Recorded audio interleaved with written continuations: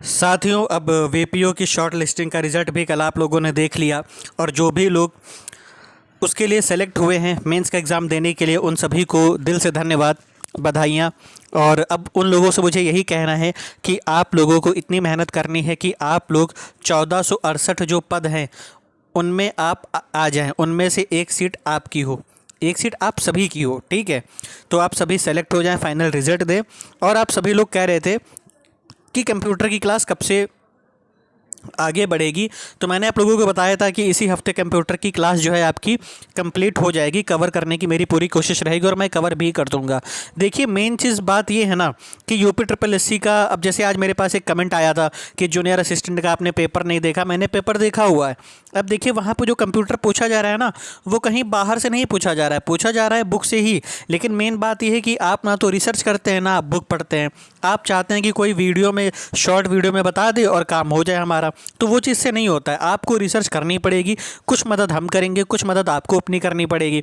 तो जिस तरह से आयोग ने अपने पैटर्न को डायनेमिक किया है, जिस तरीके से अपने आप को चेंज किया है, उस हिसाब से आपको अब सहारा लेना पड़ेगा गूगल का। अब देखिए, मैं जो नोट्स बनाता हूँ, मुझे वीडियो लाने में इतना टाइम क्यों लगता है? क्योंकि मैं गूगल से, कई सारी किताबों से मैं रिसर्च करता हूँ, उसके बाद फिर मैं आपको कंटेंट देता हूँ। बिना हम रिसर्च के आपको कंटेंट प्रोवाइड ही नहीं करवाते, तो इसलिए मुझे टाइम लगता है वीडियो को लाने में। ठीक है, अब जैसे इसमें अभी तक का जो स्टार्टिंग का टॉपिक था वो इतना ज़्यादा डिफ़िकल्ट नहीं थे, लेकिन अब जो टॉपिक शुरू होंगे, ईमेल वगैरह, सोशल नेटवर्किंग साइट वगैरह, वो टॉपिक ऐसे हैं जो डायनामिक हैं और कहीं से भी कुछ भी पूछा जा सकता है। तो इसलिए मुझे टाइम लगा वीडियो लाने में। आज के इस वीडियो में हम केवल दो ही टॉपिक को कवर कर रहे हैं। पहला है ऑपरेटिंग सिस्टम और दूसरा है ईमेल। और जो स्प्रेडशीट वाला टॉपिक है, उस स्प्रेडशीट वाले टॉपिक को हम अगले वीडियो में कवर करेंगे, क्योंकि वो छोटा सा टॉपिक है, उसमें कुछ बताना है नहीं, बस थोड़ा सा वो प्रैक्टिकल थीम पे बेस्ड है, तो इसलिए उस टॉपिक को नहीं लिया। हमने थ्योरी पोर्शन में ऑपरेटिंग सिस्टम और ईमेल सिस्टम, ईमेल को लिया है। और इसी तरीके से हम दो दो टॉपिक को लेकर के इसी हफ्ते में आपको कंप्यूटर की क्लास जो है आपकी कवर हो जाएगी, आपका सिलेबस कवर हो जाएगा।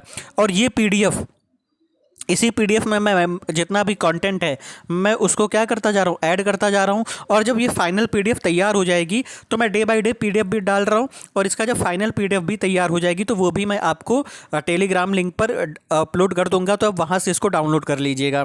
चलिए, हम आज के कंटेंट की शुरुआत करते हैं। तो आप सभी लोगों से मुझे बस इतना कहना है कि आप सभी जो है रिसर्च करते रहिए।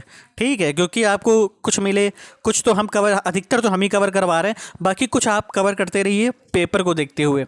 ठीक है, तो यहाँ पर आज हम ऑपरेटिंग सिस्टम और ईमेल को कवर कर रहे हैं। कल हम सोशल नेटवर्किंग साइट्स और ई गवर्नेंस को कवर करेंगे। ठीक है, तो चलिए बात करते हैं ऑपरेटिंग सिस्टम की, कि ऑपरेटिंग सिस्टम क्या है। और हमें चलना सिलेबस के ही हिसाब से है, सिलेबस के बिना हमको भागना भी नहीं है। ठीक है, तो हम ऑपरेटिंग सिस्टम की बात करें तो ऑपरेटिंग सिस्टम सॉफ्टवेयर का वह ग्रुप होता है, वह समूह होता है जो कंप्यूटर हार्डवेयर और सॉफ्टवेयर के बीच सभी गतिविधियों को व्यवस्थित करता है।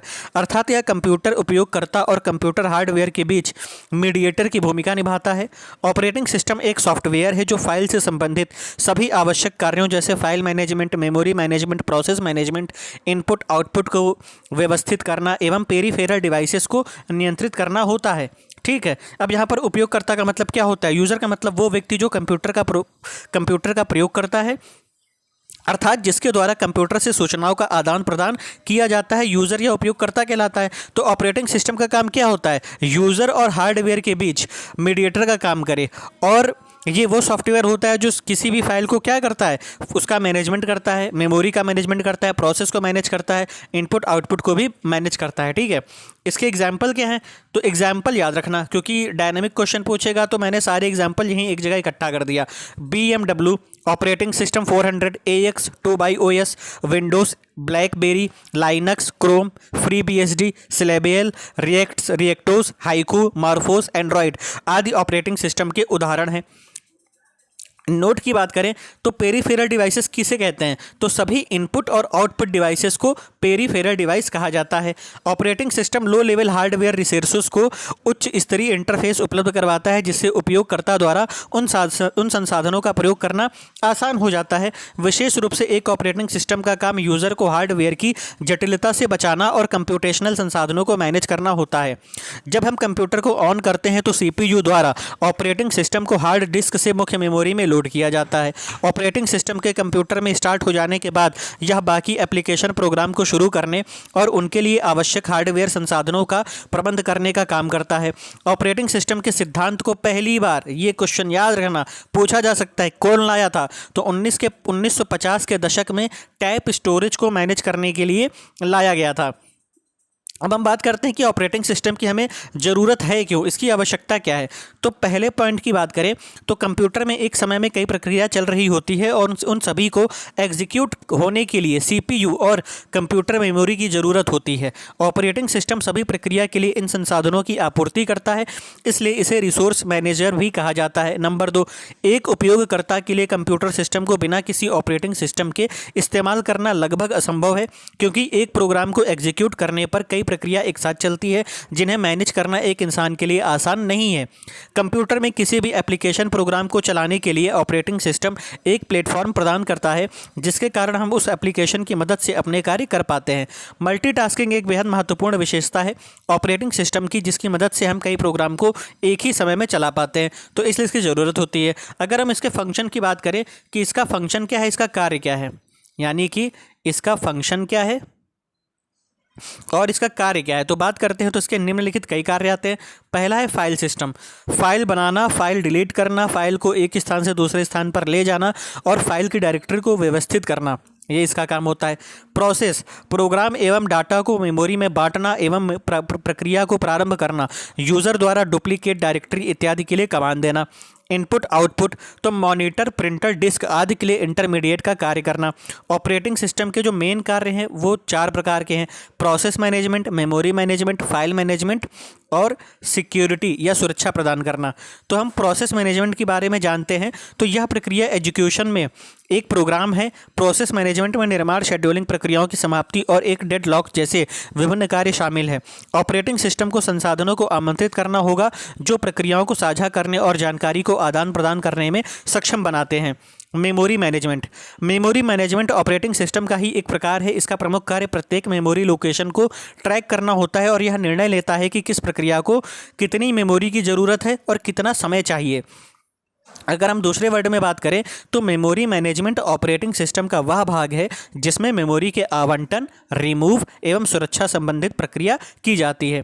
फाइल मैनेजमेंट की बात करें तो ऑपरेटिंग सिस्टम में फाइल मैनेजमेंट के द्वारा किसी फाइल को बनाया, समाप्त अथवा उसमें सुधार भी किया जा सकता है। फाइल मैनेजमेंट द्वारा एग्जीक्यूट किए जाने वाले कार्य निम्नवत हैं, तो यहाँ 4 प्रकार के कार्य हैं। पहला, फाइल मैनेजमेंट द्वारा कंप्यूटर सिस्टम में नई फाइलों को बनाया जाता है एवं उसे फिक्स स्पेस पर रखा जाता है। दूसरा, फाइल मैनेजमेंट द्वारा कंप्यूटर सिस्टम की फाइलों को विभिन्न यूजर्स के मध्य साझा किया जाता है। तीसरा, यह फाइल को अलग अलग फोल्डर में स्टोर करता है जिसे आसानी से खोजा जा सकता है। चौथा, इसके द्वारा डायरेक्टरीज में उपस्थित विभिन्न फाइलों के नाम का भी निर्धारण किया जाता है। फिर अगला काम है इसका सुरक्षा प्रोवाइड करना। तो सुरक्षा कंप्यूटर सिस्टम संसाधनों जैसे CPU, memory, disk, software, program और कंप्यूटर सिस्टम स्टोर सबसे महत्वपूर्ण जानकारी को सिक्योरिटी सिस्टम प्रदान करने को रेफर करती है। यदि कंप्यूटर में किसी प्रोग्राम को अनऑथराइज्ड यूजर द्वारा चलाया जाता है तो वह कंप्यूटर या उसमें संग्रहित डाटा को गंभीर रूप से नुकसान पहुंचा सकता है। इसलिए कंप्यूटर को अनऑथराइज्ड एक्सेस से बचाने के लिए सिक्योरिटी प्रोवाइड की जाती है। अब यहाँ पर एक टर्म का यूज हुआ है, उस टर्म का नाम है अनऑथराइज्ड यूजर। अनऑथराइज्ड यूजर मतलब इसको ऐसे समझिए, जैसे आपका फ़ोन है, आप चलाते हो, आपने उसमें लॉगिन पासवर्ड डाला हुआ है, ठीक है, आपने पासवर्ड डाला, आपने उसको ओपन किया, आप जो भी फाइल देखना चाहते हो, जो भी डाटा देखना चाहते हो, आपने देख लिया, आप हो गए ऑथराइज्ड। अनऑथराइज्ड क्या होगा, जैसे मैंने आपका फ़ोन उठाया, मुझे पासवर्ड नहीं पता है लेकिन मैंने उसको क्या किया, अनलॉक करने की कोशिश की और अनलॉक हो गया, तो मुझे आपका जो इंपॉर्टेंट डाटा होगा मैं उसे ख़राब कर सकता हूँ, मैं उसे बर्बाद कर सकता हूँ और उससे आपका लॉस हो जाएगा। तो इस तरह के जो यूज़र को हम अनऑथराइज्ड यूज़र कहते हैं। इसीलिए कहा जाता है कि आप अपने फ़ोन में पासवर्ड लगा के रखिए। कंप्यूटर को सुरक्षा निम्नलिखित प्रकार से दी जाती है। तो पहला है ऑथेंटिकेशन यानी प्रमाणीकरण। प्रमाणीकरण प्रणाली प्रत्येक उपयोगकर्ता की पहचान करने और उन उपयोगकर्ताओं के साथ एग्जीक्यूटिंग प्रोग्राम को एसोसिएट करने के लिए रिफर करता है। यह ऑपरेटिंग सिस्टम की जिम्मेदारी है कि यह एक सिक्योरिटी सिस्टम बनाए जो यह सुनिश्चित करे कि एक यूज़र को किसी विशेष प्रोग्राम को चला रहा है वह प्रमाणिक है। ऑपरेटिंग सिस्टम सामान्यतः 3 कारकों का उपयोग करके उपयोगकर्ताओं का प्रमाणीकरण करता है। पहला, यूज़र नेम पासवर्ड। यूज़र को सिस्टम में प्रवेश करने के लिए या उसका प्रयोग करने के लिए ऑपरेटिंग सिस्टम में एक रजिस्टर्ड उपयोगकर्ता नाम और पासवर्ड एंटर करना पड़ता है। दूसरा, यूज़र यूज़र कार्ड। इस प्रक्रिया में उपयोगकर्ता को सिस्टम में प्रवेश करने के लिए कार्ड स्लॉट में कार्ड को पंच करने की आवश्यकता होती है या ऑपरेटिंग सिस्टम द्वारा प्रदान किए गए विकल्प में की जनरेट की गई की कुंजी को डालकर सिस्टम में प्रवेश दिया जाता है। One time password normal authentication के साथ एडिशनल सिक्योरिटी प्रोवाइड करता है। वन टाइम पासवर्ड सिस्टम में हर बार यूज़र को सिस्टम में लॉगिन करने की कोशिश करने के लिए एक यूनिक पासवर्ड की आवश्यकता होती है। कुल मिला के ऑथेंटिकेशन का मतलब होता है कि जैसे आपने अपना थंब का इंप्रेशन लगाया हुआ है अपने मोबाइल फ़ोन में, तो आपने अपने थंब का इंप्रेशन दिया, आपका फ़ोन अनलॉक हो गया, तो आप एक प्रमाणिक व्यक्ति हैं, ठीक है। और यूज़र नेम पासवर्ड क्या होता है कि आपने ईमेल बनाया तो उसमें आपने एक यूज़र नेम डाला होगा, एक पासवर्ड डाला होगा, उसके बिना आप खोल नहीं सकते, दूसरा चाहे तो वो उसमें लॉगिन नहीं कर सकता। यूज़र कार्ड की का मतलब जैसे आप किसी ऑफिस में काम कर रहे हो सरकारी विभाग में, तो वहाँ पर क्या है, अब इस समय मशीन की फैसिलिटी है अटेंडेंस के लिए, तो आपको एक कार्ड दिया जाएगा, आप वहाँ पे गए, एक कार्ड को स्वाइप किया, उस कार्ड से क्या हो गया, आपकी अटेंडेंस लग गई। या फिर आपने मेट्रो का यूज़ किया होगा दिल्ली वगैरह में, तो वहाँ पे कार्ड को स्वाइप किया, उसने ऑथराइज कर लिया कि आप ही व्यक्ति हैं जिसको जाना है, और आप चले गए। फिर वन टाइम पासवर्ड जैसे आप बैंक से लेन देन कर रहे हो ऑनलाइन, तो अगर आपको फाइनल ट्रांजैक्शन करना है या फिर आप कोई फॉर्म भर रहे हो और फॉर्म भरने में आपको फाइनल फीस सबमिट करनी है, तो आपके पास OTP आएगा। अगर आपने OTP गलत कर दी तो आप दोबारा OTP रिक्वेस्ट करोगे तो फिर से OTP आएगी। तो ये हर बार क्या होता है, यूनिक होता है, इसलिए इसको यूनिक पासवर्ड बोला गया है। अब हम बात करते हैं टाइप्स ऑफ ऑपरेटिंग सिस्टम के प्रकार। तो प्रोसेसर, शेड्यूलिंग, मेमोरी मैनेजमेंट तथा इनपुट आउटपुट मैनेजमेंट के आधार पर ऑपरेटिंग सिस्टम को निम्नलिखित भागों में वर्गीकृत किया जा सकता है। तो पहला है बैच ऑपरेटिंग सिस्टम। इस प्रकार के ऑपरेटिंग सिस्टम में समान प्रकार का एक बैच बना दिया जाता है। यूज़र जॉब को तैयार करने के बाद कंप्यूटर ऑपरेटर को सौंप देता है। जब तैयार किए गए बैच को पंच कार्ड में स्टोर किया जाता है, कंप्यूटर ऑपरेटर सभी जॉब को एक साथ लोड कर प्रक्रिया करते हैं। बैच ऑपरेटिंग सिस्टम एक ऐसी तकनीकी है जिसमें ऑपरेटिंग सिस्टम प्रक्रिया शुरू होने से पहले एक बैच में सभी प्रोग्राम और डाटा को एक साथ कलेक्ट करता है। फिर दूसरा है मल्टीटास्किंग या टाइम शेयरिंग ऑपरेटिंग सिस्टम। तो प्रत्येक कार्य को एग्जीक्यूट करने के लिए कुछ समय लगता है ताकि सभी कार्य सुचारू रूप से हो सके। टाइम शेयरिंग ऑपरेटिंग सिस्टम एक ही समय में एक ही कंप्यूटर सिस्टम का उपयोग करने के लिए अलग टर्मिनल पर स्थित लोगों को सक्षम बनाता है। प्रोसेसर टाइम, जिसे कई यूज़र के बीच शेयर किया जाता है, उसे टाइम शेयरिंग कहा जाता है। फिर है मल्टी प्रोसेसर ऑपरेटिंग सिस्टम। तो मल्टी प्रोसेसर ऑपरेटिंग सिस्टम में कई प्रोसेसर होते हैं जो एक सामान्य फिजिकल मेमोरी शेयर करते हैं। Multi processor system higher computing power और स्पीड प्रदान करता है। मल्टी प्रोसेसर ऑपरेटिंग सिस्टम में सभी प्रोसेसर सिंगल ऑपरेटिंग सिस्टम के तहत कार्य करते हैं। फिर है रियल टाइम ऑपरेटिंग सिस्टम। तो रियल टाइम ऑपरेटिंग सिस्टम समयबद्ध ऑपरेटिंग सिस्टम है, अर्थात इसमें सभी कार्यों को एक विशेष समय में पूरा किया जाता है। रियल टाइम ऑपरेटिंग सिस्टम को एम्बेडेड ऑपरेटिंग सिस्टम के नाम से भी जाना जाता है। फिर है डिस्ट्रीब्यूटेड ऑपरेटिंग सिस्टम। तो यह ऑपरेटिंग सिस्टम अपने यूजर्स को बहुत तेज कंप्यूटेशन प्रदान करने के लिए विभिन्न मशीनों में स्थित कई प्रोसेसर का यूज़ करता है। प्रोसेसर विभिन्न कम्युनिकेशन लाइंस जैसे हाई स्पीड बसेस या टेलीफोन लाइंस के माध्यम से एक दूसरे के साथ कम्युनिकेट करते हैं। इसे लूसेली सिस्टम या डिस्ट्रीब्यूटेड सिस्टम कहा जाता है। एक डिस्ट्रीब्यूटेड सिस्टम में प्रोसेसर साइज और फंक्शन में भिन्न हो सकता है। इस प्रोसेसर को साइट्स, नोड्स, कंप्यूटर आदि के रूप में रेफर किया जाता है। फिर है network operating system. Network operating system एक सर्वर पर चलता है। यह data, user group, security, application और अन्य नेटवर्किंग फंक्शंस को मैनेज करने की क्षमता प्रदान करता है। नेटवर्क ऑपरेटिंग सिस्टम का प्राथमिक उद्देश्य एक नेटवर्क में आमतौर पर एक लोकल एरिया नेटवर्क, एक प्राइवेट नेटवर्क या अन्य नेटवर्क में कई कंप्यूटर के बीच शेयर फाइल पर प्रिंटर एक्सेस की अनुमति देना है। फिर है मोबाइल ऑपरेटिंग सिस्टम। तो मोबाइल ऑपरेटिंग सिस्टम वह सिस्टम होता है जो विशेष रूप से स्मार्टफोन, टैबलेट और वेरेबल डिवाइसेस को पावर करने के लिए डिज़ाइन किए जाते हैं। कुछ प्रसिद्ध मोबाइल ऑपरेटिंग सिस्टम एंड्रॉयड और iOS है, लेकिन अन्य में ब्लैकबेरी, वेब और वॉच OS शामिल हैं। Operating system for desktop and laptop की बात करें तो MS-DOS है। तो MS-DOS Microsoft disk operating system का संक्षिप्त रूप है। तो इसका फुल फॉर्म याद रखिएगा कि Microsoft disk operating system. MS-DOS को मूल रूप से टीम पैटर्न द्वारा लिखा गया था। इसे माइक्रोसॉफ्ट कंपनी द्वारा बनाया गया तथा इसे साल 1981 में जारी किया गया। यह पूरी तरह से यूज़र पर निर्भर करता है। MS-DOS को स्थापित करने के लिए यानी इंस्टॉल करने के लिए ज़्यादा मेमोरी की भी ज़रूरत नहीं पड़ती, केवल इसे 8 से 10 MB की ही मेमोरी में इंस्टॉल किया जा सकता है। इसका कार्य क्या होता है? तो यह पहला कार्य ये कि ये यूज़र को कंप्यूटर से जोड़ने में हेल्प करता है। दूसरा, नई फाइल को बनाता है, डिलीट करता है और फाइल का नाम बदलता है। डॉस द्वारा कंप्यूटर में स्टोर की गई फाइलों की सूची को भी देखा जा सकता है और कंप्यूटर में कितने स्टोरेज है वो भी जान सकते हैं। डॉस द्वारा फाइल मैनेजमेंट एवं मेमोरी मैनेजमेंट दोनों किया जाता है। अब हम बात करते हैं यूनिक्स की। तो यूनिक्स एक कंप्यूटर ऑपरेटिंग सिस्टम है। यूनिक्स को साल 1969 में बेल प्रयोगशाला में विकसित किया गया था। यूनिक्स ऑपरेटिंग सिस्टम को सी भाषा और असेंबली प्रोग्रामिंग भाषा में लिखा गया था। तो आपसे क्वेश्चन लैंग्वेज में पूछेगा। यहाँ पर हमने महत्वपूर्ण बिंदु के रूप में कुछ इंपॉर्टेंट फैक्ट्स डाल दिए हैं, इनको आप पीडीएफ से देख लीजिएगा, ठीक है। अब हम बात करते हैं अगले टॉपिक की। तो अगला टॉपिक है ईमेल। ईमेल क्या होता है? तो ईमेल इंटरनेट की एक ऐसी सेवा है जिसका पूरा नाम इलेक्ट्रॉनिक मेल है। ईमेल दो सबसिस्टम यूज़र एजेंट एवं मैसेज ट्रांसफ़र एजेंट से निर्मित होता है। यूजर एजेंट प्रोग्राम है जिसे मेल रीडर कहा जाता है तथा message transfer agent system program होते हैं जो बैकग्राउंड में रन करते हैं एवं मेल को ट्रांसफ़र करते हैं कहाँ पर? नेटवर्क पर। मेल को भेजने के लिए एक क्लाइंट मैसेज ट्रांसफ़र एजेंट तथा मेल रिसीव करने के लिए सर्वर मैसेज ट्रांसफ़र एजेंट का होना आवश्यक होता है। ईमेल का विकास अमेरिकी वैज्ञानिक रे टॉमलिंसन द्वारा किया गया था। इसमें मैसेज के साथ ऑडियो, वीडियो, टेक्स्ट तथा फोटो फाइल अटैच करके भेजा जा सकता है जिसे अटैचमेंट कहते हैं।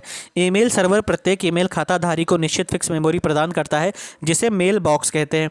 ईमेल में भेजे गए संदेशों को प्राप्तकर्ता के मेल बॉक्स में स्टोर किया जाता है, ठीक है।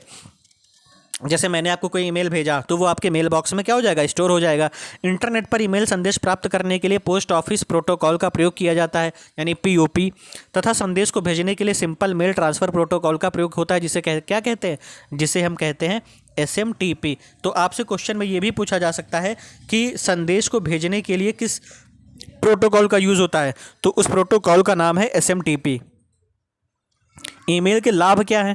तो ईमेल के माध्यम से संदेशों को कम समय में अधिकतम दूरी तक भेजा जा सकता है। दूसरा, इंटरनेट उपयोगकर्ता अपनी सुविधा अनुसार संदेशों को पढ़ भी सकता है और सुरक्षित भी रख सकता है। इसके द्वारा संदेशों के साथ विभिन्न डाटा, फोटो तथा ऑडियो इत्यादि दस्तावेजों को भी अटैचमेंट के रूप में भेजा जा सकता है। अब हम बात करते हैं ईमेल बाउंसिंग की। तो सेंडर द्वारा भेजे गए ईमेल का प्राप्तकर्ता के पास ना पहुंचकर बीच में ही लुप्त हो जाना ईमेल बाउंसिंग कहलाता है। ईमेल बाउंस होने के कारण निम्नवत हैं। मतलब क्या है कि मैंने जैसे आपको कोई ईमेल भेजा, मान लो ये ए है, ये बी है। ए ने बी को ईमेल भेजा लेकिन ये ईमेल बी के पास ना पहुंचकर बीच में ही क्या हो गया? गायब हो गया। तो अब क्या हो जाएगा? इसे हम कह देंगे ईमेल बाउंसिंग। इसके कारण क्या हो सकते हैं? तो पहला कारण ये हो सकता है कि ईमेल सेंडिंग के समय कंप्यूटर हार्डवेयर में कोई खराबी होना, प्रेषक ईमेल प्रोग्राम में कोई खराबी होना, ईमेल का सर्वर में स्टोर ना होना या फिर प्रोटोकॉल से ईमेल की प्राप्ति अथवा डिलीवरी में समस्या उत्पन्न होना। अब हम बात करते हैं ईमेल एड्रेस की। तो ईमेल एड्रेस किसी विशेष मशीन का नहीं अपितु व्यक्ति विशेष का होता है। प्रत्येक उपयोगकर्ता का ईमेल पता विभिन्न होता है यानी कि अलग अलग होता है और ईमेल एड्रेस किसी मशीन का ना होकर के किसी व्यक्ति का होता है और इसमें प्रत्येक उपयोगकर्ता के पास अपना नाम और पासवर्ड होता है। ईमेल पता के दो कंपोनेंट होते हैं, एक होता है यूज़र नेम, एक होता है होस्ट नेम और इन दोनों को एट द रेट सिंबल से क्या होता है? जोड़ा जाता है। इसमें यूज़र नेम 64 कैरेक्टर का होता है। ये आपसे पूछा जा सकता है क्योंकि जूनियर असिस्टेंट में @ पूछा गया था, अगले पेपर में आपसे कैरेक्टर पूछा जा सकता है। तो उपयोगकर्ता का नाम 64 कैरेक्टर तक होता है। उपयोगकर्ता नाम में कैपिटल लेटर तथा स्मॉल लेटर्स का विशेष ध्यान रखना पड़ता है क्योंकि यह केस सेंसिटिव होता है। ईमेल पता का प्रारूप ऐसा होता है abc@gmail.com। तो यहाँ पर abc यूज़र नेम और gmail.com होस्ट नेम है। ईमेल पता प्रदान करने वाली प्रमुख साइट निम्नवत है: www.gmail.com, www.hotmail.com, www.rediffmail.com। सभी प्रमुख प्रदाता जैसे जीमेल, याहू, हॉटमेल और अन्य ईमेल पते के स्थानीय भाग को असंवेदनशील मानते हैं जबकि ईमेल पता आंशिक रूप से संवेदनशील होता है। अब हम बात करते हैं what is the structure of email है ना। तो ईमेल संदेश की संरचना की बात करें तो इसमें हेडर होता है। तो हेडर किसे कहते हैं? हेडर यूज़र एजेंट के लिए नियंत्रण सूचनाओं को स्टोर करके रखता है। बॉडी वो पार्ट होता है जहां पर ईमेल प्राप्त करने वाले के लिए संदेश होता है, यानी मैंने आपके लिए संदेश भेजना है तो वहां पर मेरा मैसेज सेव होगा जो आपके पास पहुंचेगा। हेडर फील्ड, प्रत्येक ईमेल संदेश में निम्नलिखित हेडर फील्ड होते हैं। पहला, टू का यूज़ क्या होता है? इसमें प्राथमिक प्राप्तकर्ता का ईमेल पता टाइप किया जाता है। इस फील्ड में एक या अथवा एक से अधिक व्यक्तियों का ईमेल पता टाइप किया जा सकता है। कार्बन कॉपी, यह कार्बन कॉपी का संक्षिप्त रूप सीसी है। किसी संदेश को एक या एक से अधिक व्यक्तियों को भेजने के लिए ईमेल पता को कार्बन कॉपी कॉलम में लिखते हैं। बीसीसी इसका पूरा नाम ब्लाइंड कार्बन कॉपी है। इसमें प्राप्तकर्ता को यह नहीं पता चल पाता कि यह संदेश अन्य किस किस पते पर भेजा गया है। मान के चलो मैंने आपके लिए एक ईमेल भेजा और उसी के साथ में मैंने ब्लाइंड कार्बन कॉपी का यूज़ कर लिया और उसके आपके साथ में मैंने 4 और लोगों को सेम ईमेल भेज दिया। अब आपके पास जो ईमेल जाएगा ना, आपके पास तो सिंगल आएगा। आपको ये आप ये कभी नहीं जान पाओगे कि ये ईमेल क्या 4 लोगों को और भेजा गया है, आप नहीं जान सकते हो। तो यही है ब्लाइंड कार्बन कॉपी। फिर बात करते हैं फ्रॉम एंड सेंडर। तो सेंडर हेडर फील्ड को दर्शाता है जिस संदेश किसे भेजना है, और फ्रॉम हेडर फील्ड यह दर्शाता है कि संदेश किसे लिखना है। फ्रॉम तथा सेंडर फील्ड में की जाने वाली प्रविष्टि अलग अलग हो सकती है। फिर हम बात करते हैं एड्रेस बुक की। तो एड्रेस बुक में ईमेल पतों को स्टोर किया जाता है। एड्रेस बुक में स्टोर ईमेल पते को दोबारा टाइप करने की आवश्यकता नहीं पड़ती, क्योंकि वह उसे सिलेक्ट करके टू सीसी तथा टू कार्बन कॉपी और ब्लाइंड कार्बन कॉपी कॉलम में डाल देता है। ईमेल स्पैम क्या होता है? तो स्पैम क्या होता है? अनसॉलिसिटेड बल्क मेल तथा जंक मेल के नाम से भी जाना जाता है। इसके द्वारा अवांछित ईमेल मैसेज को अनेक व्यक्तियों के ईमेल पते पर भेजा जाता है। स्पैम भेजने वाला विभिन्न प्रकार के स्रोतों से ईमेल पतों को प्राप्त करता है। ठीक है। स्पैम मतलब क्या? आप लोगों ने देखा होगा कि आपने कहीं पर भी कोई रजिस्ट्रेशन नहीं करवाया हुआ होता है, पर भी फिर भी आपके पास ईमेल आ जाते हैं, तो उसको स्पैम बोला जाता है। और जो भेजने वाला होता है ना, वो अलग अलग सोर्सेज से आपका ईमेल पता करता है। थ्रेड्स की बात करें तो इंटरनेट पर इलेक्ट्रॉनिक डिस्कशन फोरम में उपयोगकर्ता द्वारा अलग विषय पर चर्चा आरंभ करना थ्रेड कहलाता है। इस विषय पर किए गए पोस्ट तथा उनके रिप्लाई के संयोजन द्वारा नए थ्रेड का निर्माण होता है। अब हम बात करते हैं ईमेल सिग्नेचर की। यह टेक्स्ट फॉर्मेट में एक ऐसा ब्लॉक होता है जो आपकी ईमेल में पहले से ही इंसर्ट रहता है। ईमेल सिग्नेचर को पहले से ही सेटिंग की जाती है तथा उसे सेटिंग में अपने बारे में जो भी जानकारी देते हो वो सभी ईमेल में ऑटोमेटिक इंसर्ट हो जाती है। किसी भी ईमेल सिग्नेचर में अपना नाम, आपका फ़ोन नंबर, कंपनी का नाम, पता, वेबसाइट, अपना पसंदीदा कोड या स्लोगन का नाम लिखकर रख सकते हैं। इसके बाद यदि आप किसी को भी कोई ईमेल भेजेंगे तो ईमेल टेक्स्ट के अंत में यह ऑटोमेटिक इंसर्ट हो जाएगा और उसी के साथ दूसरे व्यक्ति के पास पहुंच जाएगा। ईमेल सिग्नेचर में आप अपनी इच्छा के अनुसार कोई भी टेक्स्ट रख सकते हैं। इसके अलावा आप इसे और अधिक आकर्षक बनाने के लिए कोई अच्छा कोट भी शामिल कर सकते हो। तो इसको हम क्या कहते हैं? ईमेल सिग्नेचर, जिसे आप क्या बना सकते हो? यूनिक बना सकते हो किसी भी स्लोगन का यूज़ करके। ठीक है। तो ये आज का वीडियो थोड़ा सा लंबा हो गया है, आप लोग देखिएगा, क्योंकि इसमें जो भी कंटेंट है वो सारा रिसर्च किया हुआ है। आप यहाँ से जितना पीडीएफ आपको अब तक मिला है, आप यहाँ से जूनियर असिस्टेंट का पेपर मिला लीजिएगा। आपको डेफिनेटली क्वेश्चन देखने को मिलेंगे और जो क्वेश्चन वहाँ पर नहीं आए वो आपको वीपीओ में देखने को मिलेंगे। बाकी तो आयोग की माया है कि वो कहाँ से क्वेश्चन उठाता है, लेकिन मैंने अपनी तरफ से यही कोशिश करता हूँ कि अगर ये आपका सिलेबस है तो मैं आपको ये आउटर एरिया भी बताऊँ, ताकि आपका सिलेबस तो कवर ही हो, साथ में ये भी कवर हो जाए। इससे फ़ायदा ये मिलेगा कि आप और बच्चों से आगे हो जाएंगे। मान लो 15 नंबर का आएगा कंप्यूटर, कम से कम आप 12-13 तो ले ही आओ बिना किसी गलती के, और अगर 12-13 नहीं ला पा रहे हो तो 10 का तो मार्जिन ले ही आओ। ठीक है। और बाकी तो आप पेपर देने के बाद ही बता पाओगे कि कंटेंट से आया कि नहीं आया। बाकी तो मैं अपनी पूरी कोशिश कर रहा हूँ, बाकी आयोग की माया आयोग जाने। बाकी आप लोग भी गूगल पर हर टॉपिक पे रिसर्च करते रहा करिए, ताकि आपको कुछ ना कुछ जानकारी मिलती रहे। और जितने भी पेपर कंप्यूटर पर आधारित हो चुके हैं, जैसे ओ लेवल, CCC वगैरह के, अगर आपको इनके PYQ मिल जाए तो आप वो भी सॉल्व करते रहा करिए, तो आपको बहुत सारी वैरायटीज़ ऑफ क्वेश्चन मिल जाएंगे। अगर मेरा कंप्यूटर का ये सिलेबस इस हफ्ते ख़त्म हो जाएगा ना, तो अगले हफ्ते से मैं आपको MCQ सॉल्व करवाऊंगा पर टॉपिक पे, वो भी सिलेबस वाइज। तो आपको इस तरह से चलना कैसा लग रहा है, और आप कमेंट सेक्शन के थ्रू ज़रूर बताइएगा कि ये वीडियो आपको कैसा लगा और आपको समझ में आ रहा है कि नहीं। और दूसरी चीज़, जितने भी लोगों ने आज इस चैनल को सब्सक्राइब किया है उन सभी लोगों को दिल से धन्यवाद। और आप सभी लोग ज़्यादा से ज़्यादा अपने इस यूट्यूब चैनल को शेयर करें, क्योंकि आप जैसे बहुत सारे स्टूडेंट होंगे जिनको ज़रूरत होगी कंटेंट की और उनको कंटेंट नहीं मिल रहा है, लेकिन आपको इस चैनल पर कंटेंट मिल रहा है। और इस समय कोई भी यूट्यूब चैनल अपने चैनल पर आपको कंटेंट अवेलेबल नहीं करवा रहा है फ्री में। अगर कोई करवा भी रहा है ना, तो वो एक पार्ट डाल देगा और कह देगा कि आप मेरा कोर्स खरीद लो। तो मैं आपको दे रहा हूँ कंटेंट रिसर्च करके, क्योंकि टाइम लगता है। मैंने आपको पहले भी बताया था कि मैं अकेले काम करता हूँ, खुद PDF बनाता हूँ, खुद रिसर्च करता हूँ, नोट्स बनाता हूँ, फिर प्रिपेयर करके आपको वीडियो देता हूँ और उसे अपलोड करके आपके लिए भेज देता हूँ। अपलोड करके यूट्यूब पे आपके लिए आ जाता है। तो आप लोग भी मेरे प्रयासों को सराहिए और जैसा भी हो कमेंट सेक्शन के थ्रू बताइए कैसा लगा मेरा प्रयास, और ज़्यादा से ज़्यादा लोगों को शेयर करिए। और जितने लोगों ने इस चैनल को सब्सक्राइब किया उनको दिल से धन्यवाद, और अब तक जितने भी लोगों ने चैनल को सब्सक्राइब किया है, लाइक करते, कमेंट्स करते हैं, अपने डाउट्स पूछते हैं, उन सभी को दिल से धन्यवाद। आप सभी लोग खुश रहिए, बढ़िया से रहिए, फैमिली का ध्यान रखिए और अच्छे से अपना ख्याल रखिए और बढ़िया से तैयारी करिए, क्योंकि अब हमारे पास 75 दिन बचे हुए हैं। 75 दिन में एक कम कर दो, 74 डेज़ बचे हुए हैं, इन्हें में हमको मेहनत करनी है। और एक चीज़ याद रखिए, जो जितना इस सिलेबस पर रिसर्च करेगा वही इंसान सेलेक्ट हो जाएगा और उसके चांसेस बढ़ जाएंगे सिलेक्शन के। तो मिलते हैं नेक्स्ट वीडियो में किसी और जानकारी के साथ में। और कंप्यूटर की अगली क्लास जो होगी वो सोशल नेटवर्किंग साइट और E-गवर्नेंस पर होगी, तो उस क्लास का इंतज़ार करिएगा और आप तब तक इस क्लास को अच्छे से देखिएगा और इन्जॉय करिएगा। धन्यवाद, बाय बाय।